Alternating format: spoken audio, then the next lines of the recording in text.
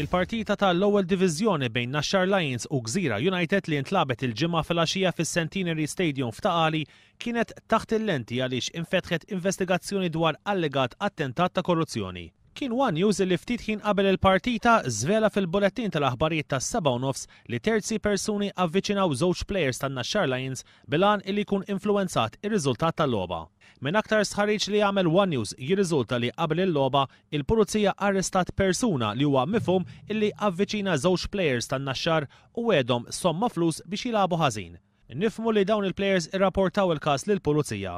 Nifhmu wkoll li l-persuna arrestata m'għandha ebda konnessjoni mal-klabs involuti u allegatament labet imħatri fuq siti elettroniċi internazzjonali tal-imħatri sabiex il-partita tmur favur Gżira United. B'reazzjoni għal dan il-każ, is-sibt il-klabb tal-Gżira United ħareġ stqarrija u jikkonferma li l-ebda membru tal-kumitat jew xi plejer tat-tim tiegħu ma ġie mistoqsi biex jgħin fl-investigazzjonijiet illi allegatament qegħdin isiru fuq dan il-każ. Il-kumitat qed jitlob lill-Pulizija u lill-Integrity Officer tal-MFA biex jekk hemm liċken dubju illi xi ħadd mill-klabb tal-Gżira United kellu x'jaqsam ma' dawn l-allegazzjonijiet għandu jibgħat għal din il-persuna jew persuni mill-aktar fis possibbli. Il-Kumitat ta' Gżira appella lill awtoritajiet biex jekk hemm il-korruzzjoni jikxfuha u kulħadd jieħu li ħaqqu.